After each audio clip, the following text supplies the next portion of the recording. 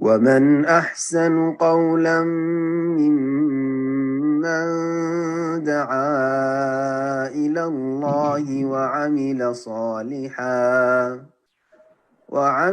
صالحا وقال إنني من المسلمين. السلام عليكم ورحمة الله وبركاته. إن الحمد لله نحمده ونستعينه ونستغفره ونعوذ بالله من شرور أنفسنا ومن سيئات أعمالنا من يهده الله فلا مضل له ومن يضلل فلا هادي له وأشهد أن لا إله إلا الله وحده لا شريك له وأشهد أن محمدا عبده ورسوله صلى الله تعالى عليه وعلى آله وصحبه وسلم تسليما كثيرا أما بعد। সম্মানিত শ্রোতা দর্শক মন্ডলী, আল্লাহ রাব্বুল আলামিনের প্রশংসা এবং প্রিয় রাসূল সাল্লাল্লাহু আলাইহি ওয়াসাল্লামের উপর সালাত ও সালামের পর আজ রবিবার 29শে শাওয়াল 1446 হিজরি মোতাবেক 27 এপ্রিল 2025 আমাদের ধারাবাহিক আলোচনা ফিকহুল হজ ওয়াল উমরাহ ওয়া জিয়ারা। আমরা হজ, উমরা এবং জিয়ারা সংক্রান্ত মাসাইল ধারাবাহিক সামনে যে কয়েক সপ্তাহ রয়েছে এই অল্প সময়ের ভিতরে সংক্ষেপে বর্ণনা করার চেষ্টা করব গুরুত্বপূর্ণ দিকগুলি। না হলে একটু বিস্তারিত যদি আলোচনা করা যায় তো কয়েক মাসের প্রয়োজন রয়েছে। তো আল্লাহ রাব্বুল আলামিনের কাছে দোয়া করে আল্লাহ আমাদেরকে যেন উপকারী জ্ঞান দান করেন এবং সে অনুযায়ী আমলের তৌফিক দান করেন। আর বিশেষ করে দোয়া করি যে সব ভাই বোনেরা হজের জন্য নিয়ত করেছেন এই বছরে এবং তার জন্য যেসব কার্যক্রম রয়েছে সেগুলি সম্পাদন করেছেন, আশার সম্ভাবনা আছে, আশা আছে, আল্লাহ যেন এই নেক আশা পূরণ করেন। যারা ফরজ হজ আদায় করবেন তাদের ফরজ হজ আল্লাহ যেন কবুল করেন এবং সহি শুদ্ধ ইখলাস এবং সুন্নাহ ভিত্তিক আমলের হজ উমরা সম্পাদনের তৌফিক দান করেন।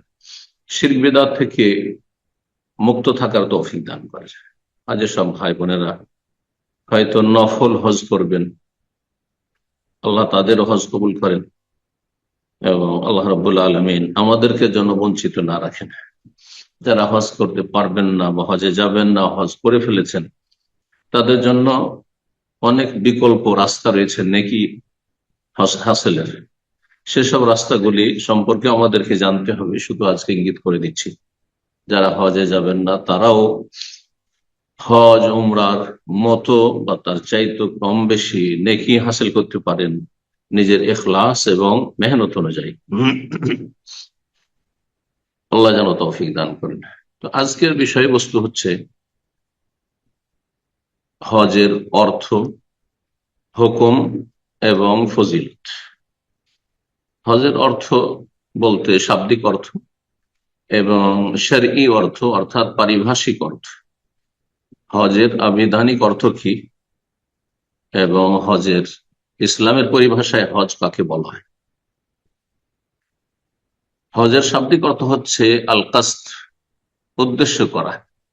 হাজ্জা ইয়াহুজ্জু মানে কাসাদা ইয়াকসুদু, কোনো কিছুর উদ্দেশ্য করা। তো পারিভাষিক অর্থে বা শরঈ অর্থে যেহেতু আল্লাহর ঘরের উদ্দেশ্যে একজন মানুষ, একজন মুসলিম হজের উদ্দেশ্যে আসে, উদ্দেশ্য করে, সেই জন্যই এই হজকে হজ নামকরণ করা হয়েছে শরীয়তের পরিভাষায়। এটি ইসলামের পরিভাষা। হজের পারিভাষিক অর্থ বিভিন্ন ভাবে ফুকাহায়ে কেরামগণ বোঝানোর জন্য যেমন যে বুঝেছেন সেইভাবে তারা সংজ্ঞা পেশ করেছেন বা পারিভাষিক অর্থ বর্ণনা করেছেন। আল্লামা শেখ ইবনে উসাইমিন রাহিমাহুল্লাহ যতগুলি ইসলামিক পরিভাষা, যেহেতু ইসলামের কাজ সেগুলি দ্বীনের কাজ, নেকির কাজ এবং আল্লাহর ইবাদত বন্দেগীর কাজ, আল্লাহর গোলামি প্রকাশ করা, সেই জন্য এসব পরিভাষাগুলির সংজ্ঞার শুরুতে তিনি আত-তাআব্বুদু লিল্লাহি আযজা ওয়া জাল দিয়ে শুরু করেছেন। আল্লাহ রাব্বুল আলামিনের গোলামি করা, উবুদিয়ত এর বাস্তবায়ন করা। কিসের মাধ্যমে? বেআদাইল মানাসিক, হজ উমরার কার্যাবলী সম্পাদনের মাধ্যমে। মানাসিক আমালুল হজ ওয়াল উমরা, হজ উমরার কাজগুলিকে বলা হয়। হজ ওমরার কাজগুলিকে আদায় করার মাধ্যমে, তাহলে শুরু থেকে শেষ পর্যন্ত যেভাবে রাসূলুল্লাহ সাল্লাল্লাহু আলাইহি ওয়াসাল্লাম হজ শিখিয়েছেন, হজ করেছেন, আর বলেছেন খুযু আন্নী মানাসিকাকুম, আমার থেকে তোমরা হজের বিধি বিধান শিখে নাও, সেভাবে আদায় করা। জি, আদায় করার ক্ষেত্রে আমল কবুলের, যে কোনো আমল হোক না কেন, আমল কবুলের দুটো মৌলিক শর্ত রয়েছে। এক, আল্লাহর জন্য হওয়া, যাতে তাতে শিরক আর দুনিয়ার স্বার্থ, দুনিয়াদারি না থাকে। আর দ্বিতীয় শর্ত হচ্ছে রাসূলুল্লাহ সাল্লাল্লাহু আলাইহি ওয়াসাল্লাম সুন্নাহ সম্মত হয়। এই জন্য বলছেন আলামা জাফি সুন্নতে রাসূলিল্লাহ সাল্লাল্লাহু আলাইহি ওয়াসাল্লাম, রাসূলুল্লাহ সাল্লাল্লাহু আলাইহি ওয়াসাল্লামের সুন্নাহ আদর্শে যেভাবে এসেছে হজের বর্ণনা, উমরার বর্ণনা, সেইভাবে সেই বিধি বিধানগুলি আদায় করা। যে কোনো জায়গায় আদায় করা যাবে, না বলছে ফি মাকানিন মখসুসিন, যে কোনো সময় আদায় করা যাবে, না বলছে ফি জামানিন মখসুস, ফি মাকানিন মখসুস, বিশেষ বিশেষ জায়গায় গিয়ে আসতে হবে মসজিদে হারামে। তার আগে যারা মিকাতের বাইরে আছেন মিকাতে আসতে হবে, বা মিকাত বরাবর পৌঁছলে সেখান থেকে এহরাম করতে হবে, মানে নিয়ত করতে হবে। আপনি জমি পথে হন, আর আকাশ পথে হন, আর সাগর পথে হন, আর তারপরে বাইতুল্লাহ আসতে হবে, বিশেষ জায়গাগুলির মধ্যে বাইতুল্লাহ, আর যেতে হবে সাফা মারওয়ায়, আর যেতে হবে আপনার মেনাই, মুজদালিফাই, আরাফাই, এসবগুলির নাম হচ্ছে হজ। আর ওমরা যদি হয় তখন সেটা সংক্ষিপ্ত হয়ে যাবে। ওমরায় শুধুমাত্র আপনাকে আসতে হবে বিশেষ বিশেষ জায়গা বলতে মিকাত আসতে হবে, বা মিকাতের বরাবর আসতে হবে, এহরাম বাঁধতে হবে, তারপরে বাইতুল্লাহ তওয়াফ করতে হবে, তারপরে সাফা মারওয়া সাই করতে হবে, আর তারপরে যে কাজ রয়েছে চুল কাটা বা মুন্ডন করা। ফি জামানিন মাখসুস, ওমরার মতন ওমরা যে কোনো সময় করা যেতে বছরে। কিছু ফোকাহাদের মত, হানাফি ফোকাহাদের, যে এই হজের দিনগুলিতে ওমরা করা যাবে না, এটা ভুল ফতোয়া, এর কোনো দলিল নেই। ওমরা যে কোনো সময় করা যেতে পারে, তবে হজের যদি সুযোগ থাকে আর হজ ফরজ থেকে পৌঁছে গেছে, তাহলে তখন ওমরা করবে না, তখন হজে চলে যাবে। আরাফা দিন থেকে শুরু করে বিশেষ সময়গুলিতে হজ হবে। আল্লাহ হজ্জু আশহুরু মালুমাত, আল্লাহ সূরা বাকারা বলেছেন হজের বিশেষ বিশেষ সবার জানা, মানে একজন মানুষ যে কোরআন চর্চা করবে তার জানা সুবিদিত মাস রয়েছে। সওয়াল থেকে শুরু হয়, সওয়াল, জিলকাদা, জিলহজ মাসের 10 তারিখ পর্যন্ত। 10 তারিখের পরে 10 তারিখ শেষ হয়ে গেলে 10 তারিখের দিন, অর্থাৎ 9 তারিখের দিন গিয়ে তারপর রাত যে আসলো 10 তারিখের রাত ফজর হয়ে গেলে আর হজ শুরু করা যাবে না। এই জন্য 2 মাস 10 দিন হজের আশহুরুল হজ, হজের সময়কাল বলছে। এই সময়গুলিতে হজ দিতে হবে, তার আগে হবে না, পরে। কিন্তু কিছু কাজ আছে যেগুলি এরপরে হচ্ছে এই আমি তাশরিক পর্যন্ত, বা যদি কেউ মাজুর করতে না পারে বিভিন্ন কারণে, তাহলে সেই কাজগুলি পরে করতে পারবে। জি, তওয়াফে ওয়াদা, তারপরে তওয়াফে ইফাদা, সাফা মারওয়া সাই, এগুলির ক্ষেত্রে। হজ সম্পর্কে আল্লাহ রাব্বুল আলামিন বাইতুল্লাহ, যার উদ্দেশ্যে হজে আসছেন একজন মুসলিম, সেই ঘর সবচাইতে প্রাচীনতম ঘর, বড়ই সম্মানিত ঘর। সেই ঘরের সাথে যারা শত্রুতা করেছে তারা ধ্বংস হয়েছে, সেই ঘরের যারা অবমাননা করেছে তারা ধ্বংস হয়েছে, যারা অসৎ নিয়ত রেখেছে তাদের সর্বনাশ হয়েছে। এবং সেই ঘর হচ্ছে নিরাপদ ঘর, নিরাপদ স্থান, মুবারক, এবং বিশ্বজাহানের জন্য হেদায়েতের প্রাণ কেন্দ্র। আল্লাহ বলছেন ইন্না আউওয়ালা বাইতি উযিয়া লিন-নাস, নিশ্চয়ই সর্বপ্রথম যে ঘর স্থাপিত হয়েছে মানব জাতির উদ্দেশ্যে, মানব জাতির কল্যাণের জন্য আল্লাহ কাবা ঘর নির্মাণ করেছেন ইব্রাহিম আলাইহিস সালাতু ওয়াস সালামকে দিয়ে। লাল্লাযী বিবাক্কা, যা বাক্কায় রয়েছে, বাক্কা মক্কার অপর নাম, মক্কাতুল মুকাররমে অবস্থিত, মুবারাকান, যা বরকতপূর্ণ। তো মক্কাতুল মুকাররমা মুবারক জায়গার দিক থেকে, মদিনা মুনাওয়ারা মুবারক, এবং ফিলিস্তিন বাইতুল মুকাদ্দাস মুবারক। ওয়াহুদাল লিন-নাস, বিশ্বজাহানের জন্য হেদায়েতের প্রাণ কেন্দ্র। ফিহি আয়াতুম বাইয়িনাত, এখানে সুস্পষ্ট বেশ কিছু নিদর্শনাবলী রয়েছে, আল্লাহকে চেনার মাধ্যম রয়েছে।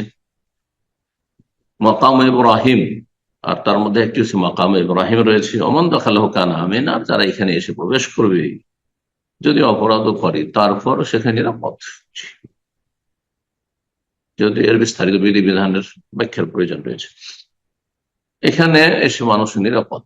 দুনিয়ার মধ্যে সবচেয়ে নিরাপদ স্থান হচ্ছে আল হারমাইন শরীফেন এবং এই দেশ হারাসাহুল্লাহ, এবং আল্লাহ রাব্বুল প্রতিটি মুসলিমের বাড়ি ঘর, দেশ, স্থান, জমি, জায়গা, সম্পদ, আওকাফ, সমস্ত কিছুর আল্লাহ যেন হেফাজত করেন এবং সমস্ত অনিষ্টকে আল্লাহ রাব্বুল আলামিন যেন দূরে সরিয়ে দেন এবং তাদেরকে নির্মূল করেন, নিশ্চিহ্ন করেন।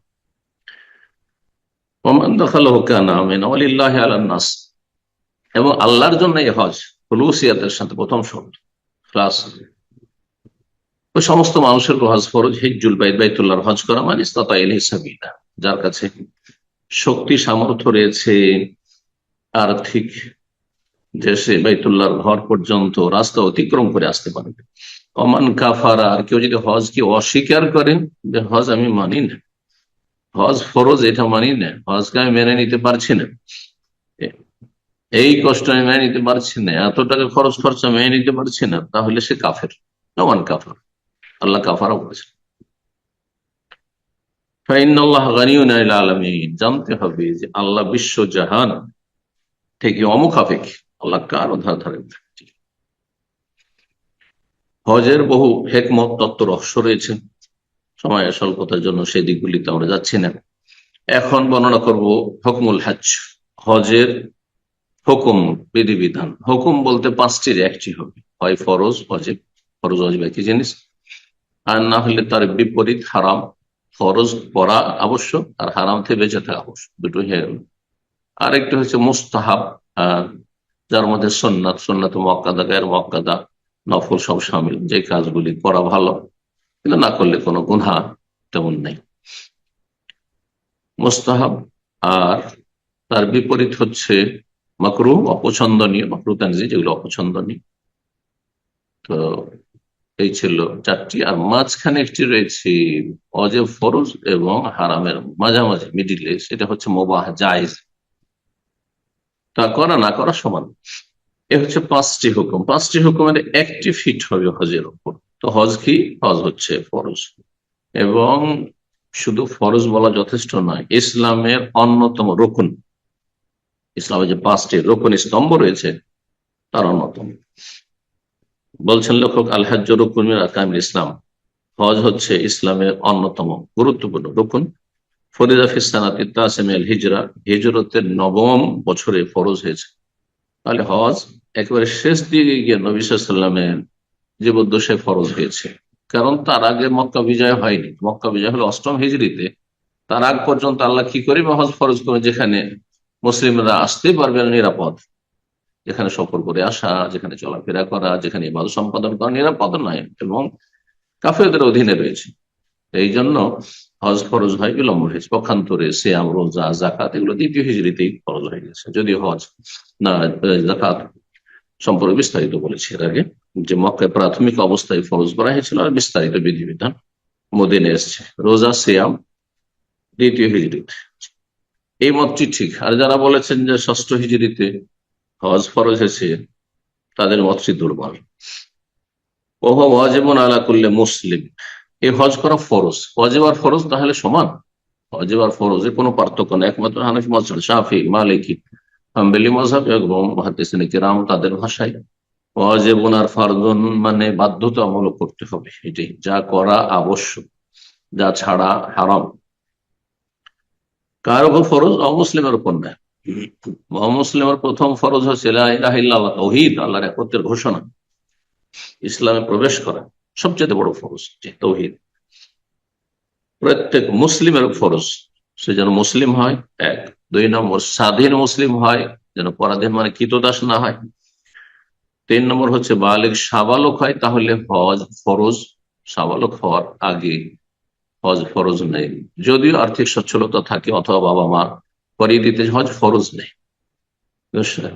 যদি করে নেই আবার, তাহলে হজ শুদ্ধ হয়ে যাবে। মশলা জানতে হবে, হজ শুদ্ধ হওয়ার জন্য এই শর্ত করি না। হজের ফরজ আদায় হওয়ার জন্য মুসলিম হইতে হবে আর স্বাধীন হইতে হবে। কোন গোলামও যদি ওই রকম কারো খরচে করে ফেলে, মনিব করিয়ে দিল, কিন্তু সেই গোলামী অবস্থায় হজ করলে ফরজ আদায় হবে না। এরকমই নাবালক ছেলে মেয়েরা যদি হজ করে বাবা মায়ের সাথে অথবা কেউ করিয়ে দিয়েছে, তাহলে তাতে হজের ফরজিয়াত আদায় হবে না। সাবালক হওয়ার পরে নিজের পয়সা দিয়ে করুক অথবা অপরের কারো খরচে করুক, ফরজ আদায় হয়ে যাবে, জীবনের একটি ফরজ। তাহলে সাবালক হওয়া তৃতীয় শর্ত। চতুর্থ শর্ত হচ্ছে আকেলুন, বিবেক সম্পন্ন হবে, পাগল যেন না। পাগলকে সাথে নিয়ে জবরদস্তি হজের কাজগুলি যদি করান তো হজ হবে না। কাদেরুন, যেন সে সক্ষম হয় হজ করতে, আর্থিক ভাবে সক্ষম হয়, তাহলে হজ ফরজ হবে। আর্থিক ভাবে সক্ষম নয় তাহলে হজ ফরজ নয়। তবে সাবালক হলে হজ কারো খরচে যদি করে নেই, হ্যাঁ, দরিদ্র মানুষ যে হজের আর্থিক সামর্থ্য রাখে না, তো হজের ফরজ আদায় হয়ে যাবে। জীবনে একবার হজ ফরজ। আচ্ছা, হজ ফরজ আল্লাহ তারাখি, মানে বিলম্ব করে করলেও চলবে, হজটা ফরজ হয়ে আছে কিন্তু লং টাইম আপনাকে দেওয়া আছে, জীবনে যে কোনো সময় করে নিতে পারেন। এটি কি ঠিক ফতুয়া? নাকি যেই বছরে আপনার টাকা পয়সা হয়ে গেছে হজে আসার জন্য, সেই বছরই আল ফোর, দ্রুত সাথে সাথে হজ আদায় করা? সঠিক মত হচ্ছে যে সাথে সাথে ওই বছরই হজ আদায় করা। এই ক্ষেত্রে রামগণ বলেছেন, আর সেটি হচ্ছে শক্তিশালী মত, যে কেউ যদি বিলম্ব করে, হজ ফরজ হয়ে গেছে ধরেন একজনের 15-20 বছর বয়সে, আর সেই ব্যক্তি আমাদের দেশীয় তরিকায় না, এখন তো বিয়ে শাদী করিনি, এখন তো অত ইসলামের পাবন্দি করতে পারি না, আচ্ছা ঠিক আছে বয়স হোক, আর তারপরে চাকরি করছে, রিটায়ার হয়ে যায়, আর ব্যবসা করছে, একটু এগিয়ে যায়, আর তারপরে ছেলে মেয়েদের বিয়ে শাদী সেরে দিয়া সব থেকে যখন ফিরে হয়ে, আমাদের দেশের এক শ্রেণীর মানুষের এত অজ্ঞতা আছে, বলছে আমার এদিকে ফরজ বাকি আছে, কেন যাবো আমি হজের ফরজ আদায়? মানে এক ফরজ আর এক ফরজে বাধা। মেয়ের বিয়ে দিতে বাকি আছে, ছেলের বিয়ে দিতে বাকি আছে, সেজন্য বলছে আমার এই ফরজ বাকি আছে, তো আমি কেন যাবো হজের ফরজ আদায় করতে? এটি একেবারে ভুল কথা এবং ইসলাম বিরোধী কথা। আল্লাহ হেদায়েত দান করে দেন এবং অজ্ঞতা দূর করুন। সাথে সাথে হজ যদি না করে, বিলম্ব করে, করতে পারলো তো গুনাহগার। আয়াত শুনাইলাম সূরা আলে ইমরান আয়াত নম্বর 97, যে লম্বা আয়াতটি শুনাইলাম তাতে রয়েছে ওয়ালিল্লাহি আলান নাস হিজ্জুল বাইতি মান ইসতাতা ইলাইহি সাবিলা। হজের জন্য সামর্থ্য বলতে কি বোঝায়? হজ করতে সক্ষম শারীরিক দিক থেকে শুধু, না শারীরিক আর আপনার শারীরিক দিক থেকে, আর্থিক দিক থেকে, দুই দিক থেকে? এই বিষয়গুলি সম্পর্কে কয়েকটি অবস্থা লেখক বর্ণনা করেছেন। প্রথম অবস্থা বলছেন, মান কানা কাদিরান আল হজ বিমালিহি ওয়া বাদানিহি লাজিমাহুল হজ্জ বিনাফসিহি। যদি কোনো ব্যক্তি আর্থিক দিক থেকে এবং শারীরিক দিক থেকে হজ করতে সক্ষম হয়, শরীরও চলছে এবং আর্থিক সচ্ছলতা আছে, তাহলে নিজেই হজ করতে হবে। বদলি হজ মোটেই জায়েজ না, করলেও হবে না, করালেও হবে না, যেখানে শরীর আপনার সুস্থ। ওমান কানা কাদিরান বিমালিহি আজিজান বিবাদানিহি ওয়াজিব আলাইহি ইউনিব মান ইয়াহুজ্জু আনহু।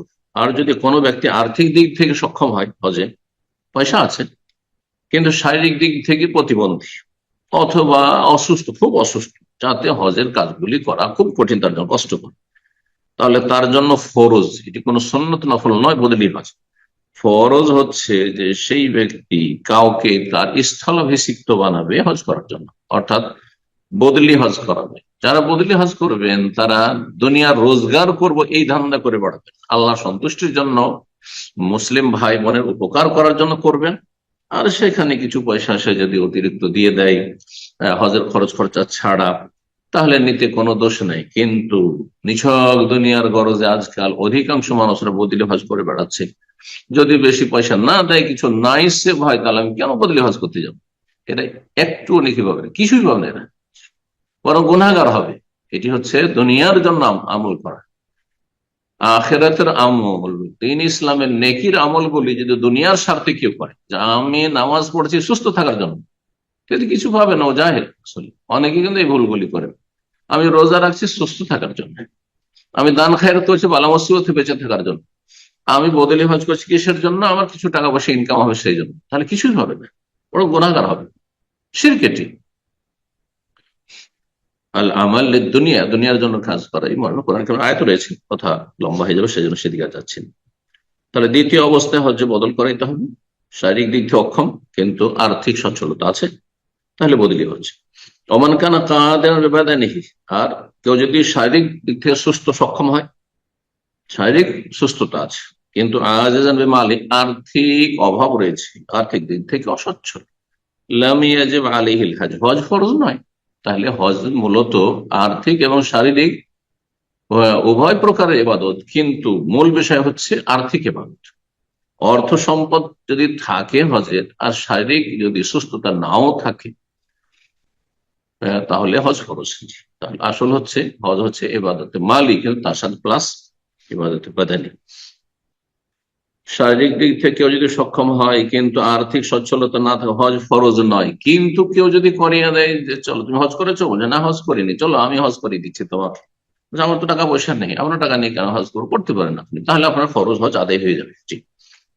ওমান কানা আজিজান আনিল হজ বিমালিহি ওয়া বাদানিহি সাকাতা আনহুল হজ, আর কোন ব্যক্তি যদি আর্থিক আর শারীরিক দুই দিক থেকেই অক্ষম হয়, না শরীর চলছে না অর্থ আছে, কোনো কিছু নেই, তাহলে তার জন্য হজ নেই। ইসলামের যে 5টি স্তম্ভ, তার 3টি সাধারণ গরিব মুসলিমরা আদায় করলেই নাজাত পেয়ে যাবে।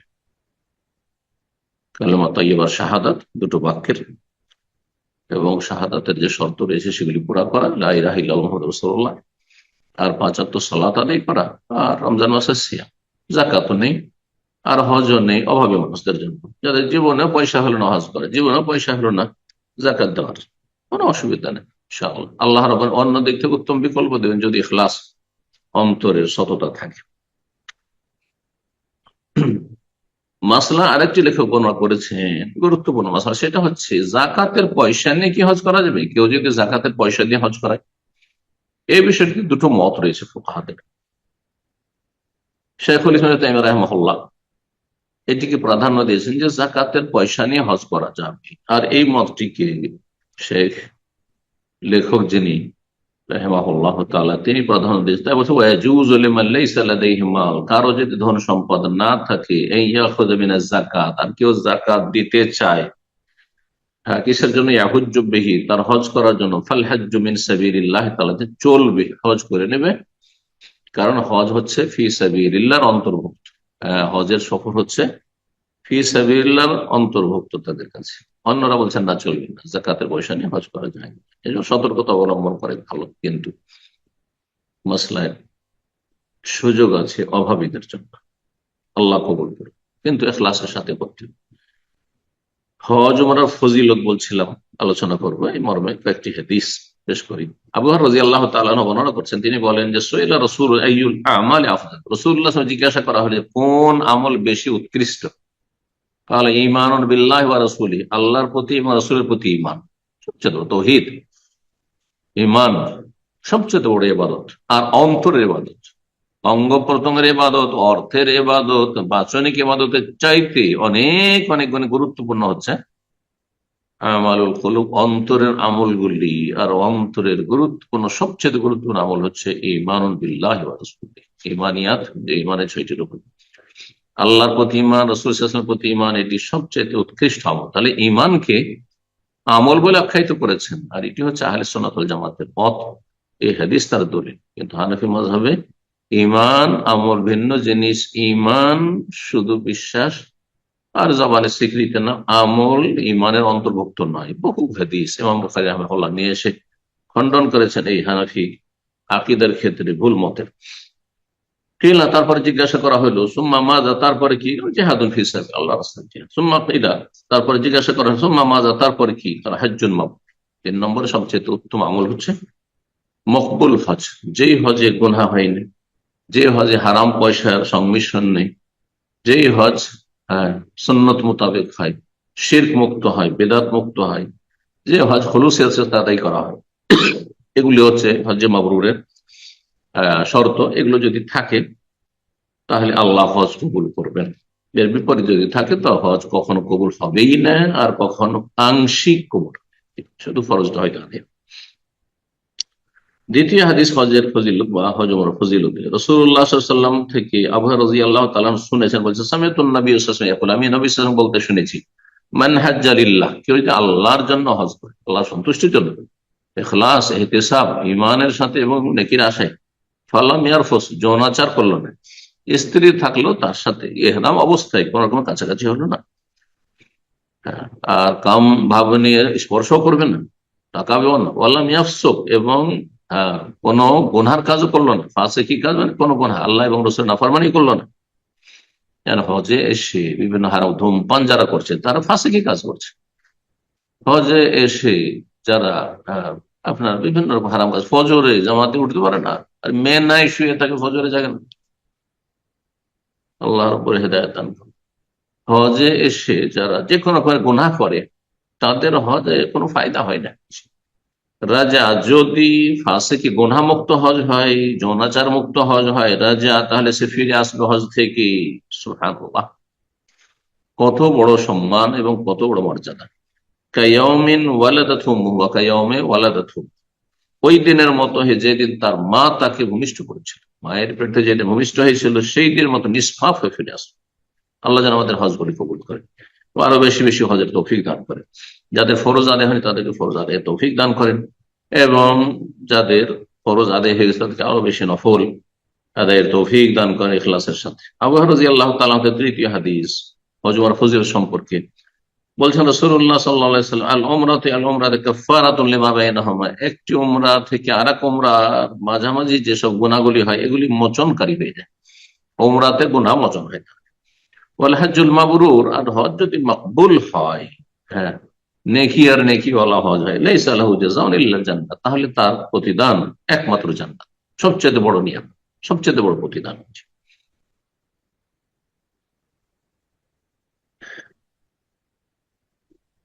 আচ্ছা, আর একটি মাসলা দিয়ে আমরা শেষ করি, সেটি হচ্ছে মহিলার হজ এবং উমরা সম্পর্কে বিনা মাহরামি করতে পারবে। লেখক বলছেন, হুকম হাজ্জিল মারআতি ওয়া উমরাতিহা, হুকম হাজ্জিল মারআতি ওয়া উমরাতিহা বিলা মাহরাম, বিনা মাহরামে একা একা মহিলাদের দলের সাথে অথবা বেগানা পুরুষের সাথে, হ্যাঁ, ভগ্নিপতির সাথে বা স্বামীর ভাইয়ের সাথে, দেবর ভাসুরের সাথে, কারোর সাথে, এক কথায় যদিও সফর নিরাপদ হোক না কেন, বিনা মাহরামে হজ উমরার সফর করতে পারে, অন্য অন্য সফরের মতোই নাজায়েজ, না জায়েজ।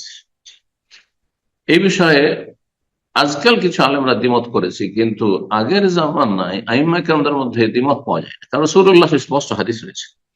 মানুষ সুবিধাবাদী হয়েছে, যার ফলে নিজের সুবিধা হাসিলের জন্য শিথিল পন্থা অনেকে অবলম্বন করছে।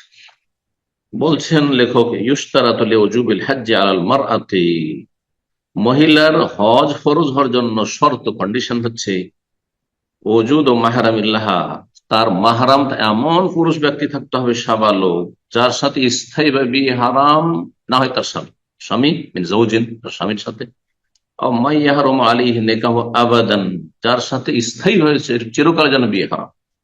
দুলাভাইয়ের সাথে চিরকাল বিয়ে হারাম নয়, জি, বিবাহিতা মহিলা বিবাহিতাকে বিয়ে করা হারাম, কিন্তু চিরকাল হারাম নয় বেগানা পুরুষের জন্য। তো এমন ব্যক্তির সাথে সফর করতে হবে হজ উমরায় বা যে কোনো সফর, যাদের সাথে স্থায়ী ভাবে বিয়ে হারাম, তাকে মাহারাম বলা হয়। জি।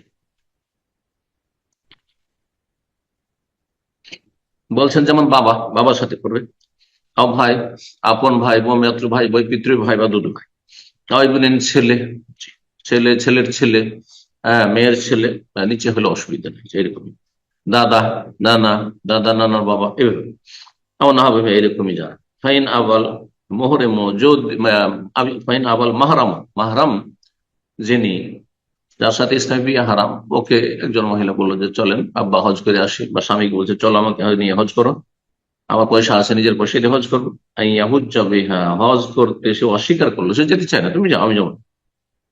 তো তাহলে কি করবে? বেরিয়ে যাবে, পয়সা আছে সেজন্য। বলছে ফাইন আলিয়াল হজ, সেই মহিলার উপর হজ ফরজ না হয়। কিন্তু যখন হজ ফরজ নয়, যদি হজ করে নেয় বিনা মাহরামে, যেমন আজকাল করছে, অনেকেই করছে, ফাইন হজ্জাত বেলা মাহরাম, অনেক উমরা আসছে, যদি বিনা মাহরামে হজ করে নেই, ফাহি আসমা, তাহলে সেই হাজি মহিলা গুনাহগার হবে। কিন্তু হজ কি বাতিল হয়ে যাবে? না, হজ তার শুদ্ধ, কারণ হজ একটা দিক, আর একটা হচ্ছে তার সফর একটা দিক। তার সফর বিনা মাহরামে করা হারাম ছিল, সেই জন্য সে গুনাহগার। আর হজের কাজগুলি যদি হ্যাঁ, শর্ত পূরণ করে করে, তাতে তৌহিদ ইখলাস পরিপন্থী কোনো কাজ করেনি, বেদাতি কোনো কাজ করেনি, তাহলে আর তারপরে হালাল পয়সা দিয়ে হজ করেছে, তাহলে তার হজ সহিহ। তো এখানে অনেকেই না বোঝার কারণে বিনা মাহরামে যখন ওমরা এসছে, বিনা মাহরামে যখন হজ করতে এসছে, তখন তার হজ বাতিল ওমরা বাতিল। না, এগুলো বাড়াবাড়ি। ফতুয়ার বাড়াবাড়ি খুব বেশি আছে। কিসের কারণে? মানুষের এলম থাকার কারণে। দুটো দিক দেখতে হবে, দুটো দিক। হ্যাঁ, ইনফিকাকুল জিহাতাইন ফিকহের পরিভাষায় দুটো দিকে আলাদা আলাদা না একই দিক? দিক আলাদা আলাদা।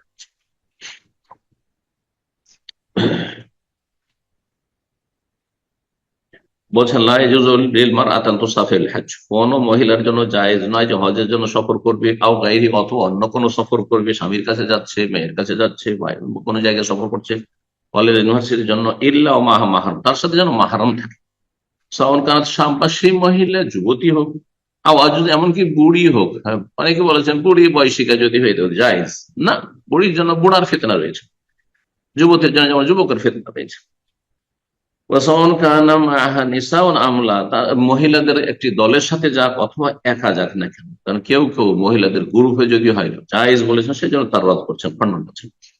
ওয়াসাওয়াউন কানা সফর, তবে না সফর দীর্ঘায়িত হোক, লম্বা কয়েকদিনের সফর, অথবা একদিনের কিছু কয়েক ঘন্টার সফরও যদি হয়, তাসিরান ছোট হোক, ক্ষুদ্র হোক সফর, কোন অবস্থায় কোন স্তরের মহিলার জন্য বিনা মাহরামে সফর করা জায়েজ নয়, সেটা হজের হোক অথবা দুনিয়ার কোন সফর। রাসূলুল্লাহ সাল্লাল্লাহু আলাইহি ওয়াসাল্লামের হাদিস ব্যাপক অর্থ বহনকারী। লা তুসাফিরুল মারআতু ইল্লা মাযি মাহরাম, কোন মহিলা যেন সফর না করে মাহরাম ছাড়া, মাহরাম ছাড়া যেন সফর না করে। আল্লাহ রাব্বুল যেন আমাদেরকে সঠিক কথা বোঝার তৌফিক দান করেন এবং সহি শুদ্ধ আমলের তৌফিক দান করেন, গুনাহ খাতা মাফ করেন। এবং আবার দোয়া করি যেসব ভাই বোনেরা হজের উদ্দেশ্য করেছে, আল্লাহ তাদের মনের আশা সুন্দরভাবে পূরণ করেন, হাজী সাহেবদেরকে নিরাপদ নিয়ে আসেন, নিরাপদ ফিরিয়ে নিয়ে যান এবং এখানেও নিরাপদ রাখেন। আর যারা অনিষ্টকারী হজের সফরে অথবা অন্য কোনো সফরে মুসলিম ভাই বোনদের বিরুদ্ধে যারা ষড়যন্ত্র করে, বা ইসলামের বিরুদ্ধে ষড়যন্ত্র করে, আল্লাহ রাব্বুল আলামিন তাদের অনিষ্ট দিয়ে তাদেরকে ধ্বংস করেন। আল্লাহ রাব্বুল আলামিন মুসলিম উম্মাহকে দিনের দিকে ফিরে আসার তৌফিক দান করেন এবং জালেমদেরকে আল্লাহ ধ্বংস করেন, মাজলুমদের আল্লাহ হেফাজত করেন। সুবহান রাব্বিকা রাব্বিল ইজ্জাতি আম্মা ইয়াসিফুন ওয়া সালামু আলাল মুরসালিন ওয়ালহামদুলিল্লাহি রাব্বিল আলামিন।